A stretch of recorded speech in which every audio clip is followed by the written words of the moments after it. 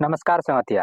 चाणक्य नीति के 11वां अध्याय में रउआ के स्वागत करतनी। हम सागर, इस चैनल के होस्ट राउर दोस्त। तो बिना समय के गवेले चली वीडियो के शुरू कर जाओ। बोली में मिठास, मन में उदारता, दिल में साहस, हिम्मत और आचरण में बुद्धि, ये सब केहू जल्दी ना पा सकता।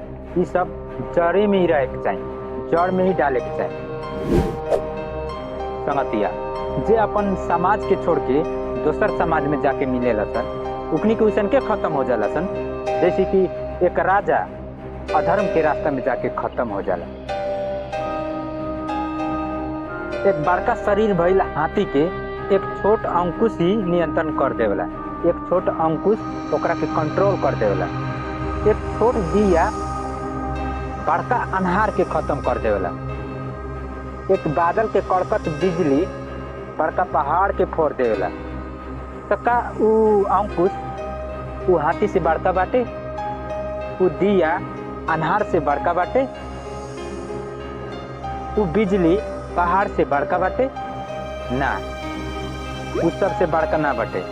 इसे ही पता चलेला जेकर शक्ति छा जाला वे सबसे बड़का होला। मायने ना रखेला कि कौन कितना बड़का बाटे। जे घर के काम काज में लागल रहेला तू कबो ज्ञान प्राप्त ना कर सकता। जे मांस खाला ओकर दिल में दया ना आ सकता। जे लोभी होला, लालची होला, उ सत्य भाषण ना कर सकता। और एक शिकारी कबो शुद्ध ना हो सकता। एक दुष्ट और खराब आदमी के मन में कबो भी पवित्रता जाग ना सकता।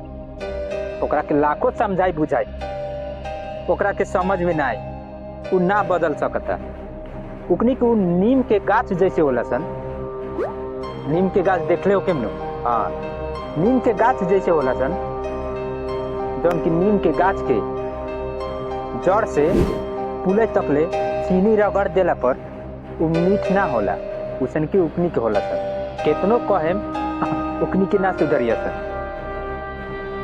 एक विद्यार्थी के ये बात पूरा रूप से छोड़े के चाहिए, क्या करे के चाहिए, तबे ज्ञान के प्राप्त कर सकते हैं। तो बात कौन कौन सा चली जान लेवल जाओ। ज्यादा नींद, क्रोध, लोभ, लालच, अच्छा अच्छा खाना खाए के चाहत, ज्यादा श्रृंगार पतार, काम, बहुत ज्यादा जिज्ञासा और अपन शरीर के अच्छा बनावे खातिर ज्यादा प्रयास।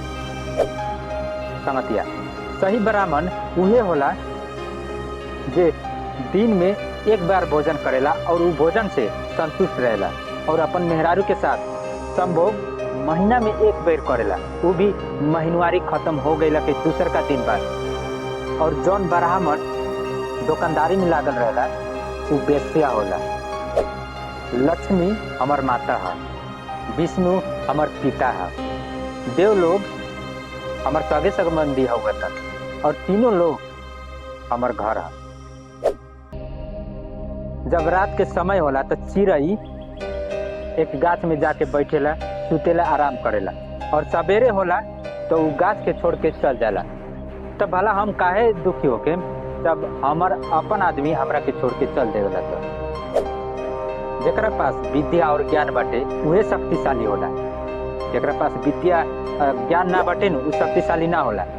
काहे से कि एक खरगोश यानी कि खरहा एक बड़का हाथी के अपन बुद्धि विद्या से तालाब में गिरा देवी।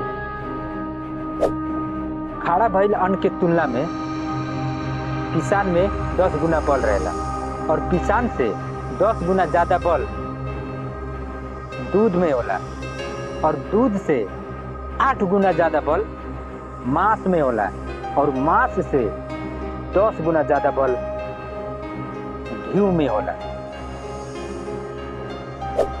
शक से रोग बढ़ेला, दूध से शरीर बढ़ेला, मांस से मांस ही बढ़ेला यानी कि गुद्दा ही बढ़ेला शरीर से, और घी से वीर्य बढ़ेला।